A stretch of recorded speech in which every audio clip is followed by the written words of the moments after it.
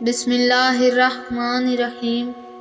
ایک ایسی قوم جس پر اللہ تبارک و تعالیٰ نے اپنا دردناک عذاب نازل فرمایا اور اس قوم کے تمام لوگوں کو بندر بنا دیا۔ اس قوم کے لوگ کون سا ایسا گناہ کرتے تھے جس کی وجہ سے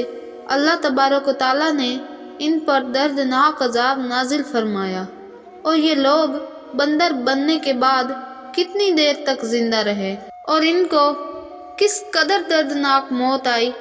جب یہ لوگ بندر بن گئے تو یہ لوگ اپنے عزیز و اقارب کو دیکھ کر ان سے کیا کہتے تھے، اور کیا آج کے دور میں پائے جانے والے بندر اسی قوم کی نسل میں سے ہیں؟ ان تمام تر سوالات کے جوابات قرآن و حدیث کی روشنی میں آج کی اس ویڈیو میں ہم آپ کو بتائیں گے، لہٰذا آپ سے گزارش ہے کہ ہماری اس ویڈیو کو اینڈ تک ضرور دیکھیے گا، اور چینل پر نئے ہیں تو چینل کو سبسکرائب کر دیجیے گا۔ انسانوں کے بندر بننے کی ابتدا حضرت داؤد علیہ السلام کے دور سے ہوئی۔ اس واقعے کا پس منظر کچھ یوں ہے۔ حضرت داؤد علیہ السلام اور ان کی قوم سمندر کے کنارے ایلا نامی گاؤں میں رہتے تھے، اور ان کی تعداد 70,000 کے قریب تھی۔ یہ قوم بڑی ہی خوشحال تھی اور اللہ تبارک و تعالیٰ کے فرمانبردار قوم تھی۔ اس قوم کو اللہ تبارک و تعالیٰ نے بے شمار نعمتوں سے نوازا تھا۔ ہر طرف سرسبز و شاداب باغات اور ہر طرف ہریالی ہی ہریالی تھی، اور اللہ تبارک و تعالیٰ کی بے پناہ کرم نوازی تھی۔ یہ لوگ اپنی زندگی میں بہت ہی خوش تھے۔ حضرت داؤد علیہ السلام کی قوم چونکہ سمندر کے کنارے رہتی تھی تو اللہ تبارک و تعالیٰ کا ان پر یہ خاص کرم تھا کہ سمندر کے اس کنارے پر بے پناہ مچھلیاں آتی تھیں، جن کا یہ لوگ کاروبار کرتے تھے اور بہت ہی خوشحالی والی زندگی گزارتے تھے۔ جب یہ قوم اللہ تبارک و تعالیٰ کی نعمتوں کی وجہ سے خوشحال ہو گئی تو اللہ تبارک و تعالیٰ کی نافرمانی پر اتر آئی اور طرح طرح کے گناہوں کے اندر مبتلا ہو گئی۔ اور پھر ایک دن اللہ تبارک و تعالیٰ نے اس قوم کا امتحان لینے کا ارادہ کیا، اور حضرت داؤد علیہ السلام کو وحی بھیجی کہ اپنی قوم سے کہہ دیں کہ وہ سنیچر کے دن یعنی ہفتے والے دن مچھلی کا شکار کرنا بند کر دیں۔ اس طرح اللہ تبارک و تعالیٰ نے حضرت داؤد علیہ السلام کی قوم پر ہفتے والے دن مچھلیوں کا شکار حرام فرما دیا، اور پھر یہاں سے اس قوم کی بربادی شروع ہو گئی۔ حضرت داؤد علیہ السلام نے اپنی قوم کو بتایا کہ اللہ تبارک و تعالیٰ نے ہفتے والے دن مچھلیوں کے شکار کو حرام قرار دے دیا ہے، تو وہ لوگ بہت ہی زیادہ پریشان ہو گئے اور ساری قوم سر جوڑ کر بیٹھ گئی، کیونکہ ہفتے کا دن ہی وہ دن تھا جس میں مچھلیاں وافر مقدار میں آتی تھیں اور خود بخود کنارے پر آ جاتی تھیں، اور باقی دن ایسے تھے کہ بہت کم اور نہ ہونے کے برابر مچھلیاں پکڑی جاتی تھیں۔ اس قوم کا گزر بسر چونکہ مچھلیوں کے شکار پر تھا، اس وجہ سے اللہ تبارک و تعالیٰ کا یہ حکم سن کر یہ قوم پریشان ہو گئی۔ یہ نہیں جانتے تھے کہ اللہ تبارک و تعالیٰ کی طرف سے یہ ایک آزمائش ہے۔ پھر ایک دن شیطان نے ان کو وسوسہ ڈالا کہ سمندر سے نالیاں نکال کر خشکی میں بڑے بڑے حوض بنا لیے جائیں۔ جب ہفتے والے دن مچھلیاں آئیں گی تو وہ نالیوں سے ہو کر ان بڑے بڑے حوضوں میں آ جائیں گی، اور اس طرح پھر نالیوں کا منہ بند کر دیا جائے گا، اور پھر اگلے دن یعنی اتوار والے دن ان کو پکڑ لیے جائے۔ شیطان نے اس قوم کے لوگوں کو ورگلایا کہ اس طرح ہم ہفتے والے دن شکار سے بھی بچ جائیں گے اور مچھلیاں بھی ہاتھ آ جائیں گی اور وہ بھی پکڑی جائیں گی۔ بہت سے لوگوں کو یہ ہیلا بازی اچھی لگی اور انہوں نے ایسا کرنا شروع کر دیا، اور سمندر سے چھوٹی چھوٹی نالیاں نکال کر بڑے بڑے حوضوں میں ڈال دیں، جس کے ذریعے وافر مقدار میں مچھلیاں ان حوضوں میں داخل ہو جاتی۔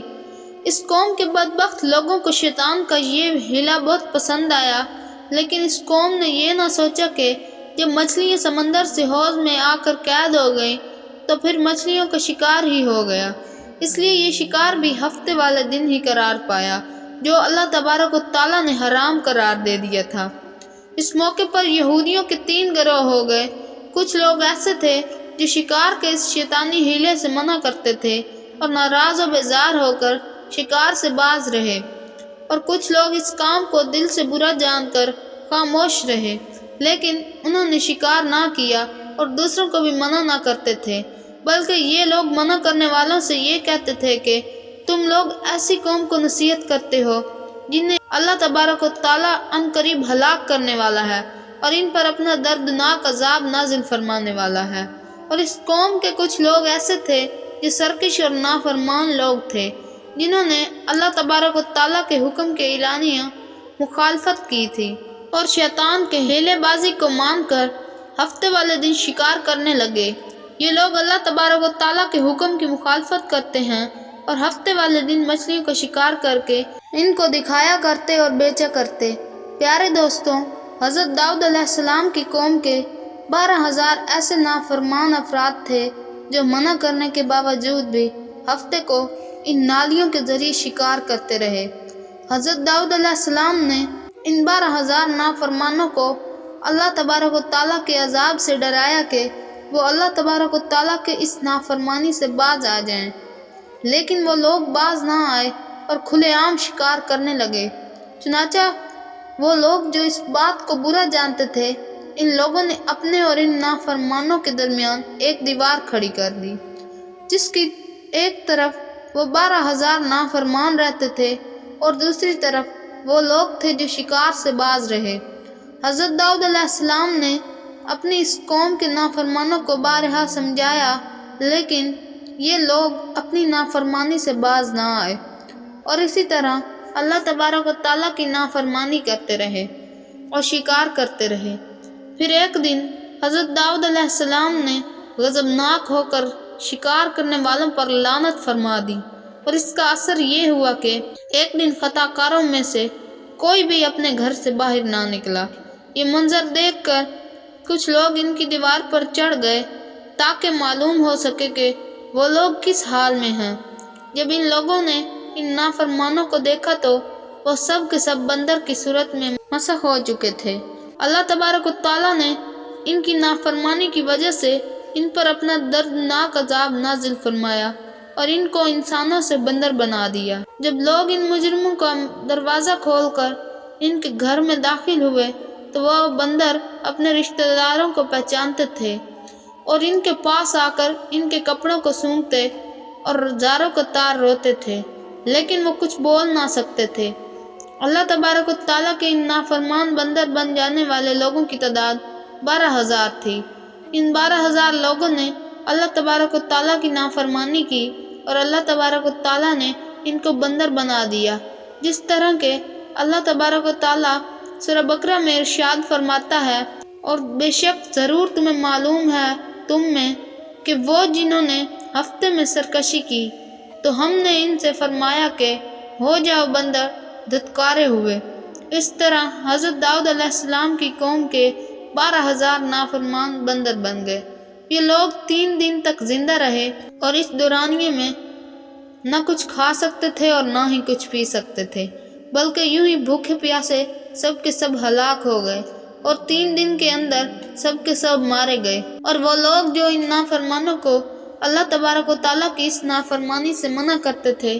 اللہ تبارک و تعالیٰ نے ان کو اس عذاب سے سلامت رکھا، اور وہ لوگ جو اس شکار کو برا جان کر خاموش رہتے تھے، اللہ تبارک و تعالیٰ نے ان کو بھی اس عذاب سے سلامت رکھا۔ پیارے دوستوں، اب بات کرتے ہیں کہ آج کے دور کے بندروں میں کیا کوئی بندر ان کی نسل میں سے بھی موجود ہے، یا آج کے دور میں پائے جانے والے بندر انہی بندروں کی نسل میں سے ہیں؟ اس کے متعلق روایت میں آتا ہے کہ حضرت عبداللہ بن مسعود رضی اللہ عنہ سے روایت ہے کہ حضور پاک صلی اللہ علیہ وآلہ وسلم سے کسی نے سوال کیا کہ آج کے بندر کیا حضرت داؤد علیہ السلام کی قوم میں سے ہیں؟ تو حضور نبی کریم صلی اللہ علیہ وآلہ وسلم نے ارشاد فرمایا کہ اللہ تبارک و تعالیٰ جس قوم پر عذاب بھیجتا ہے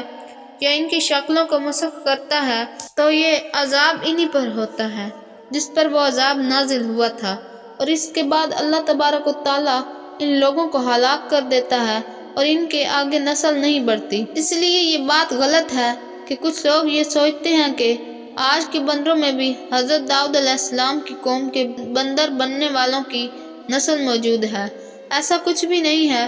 وہ لوگ صرف اور صرف 3 دن زندہ رہے اور اس کے بعد سب کے سب ہلاک ہو گئے،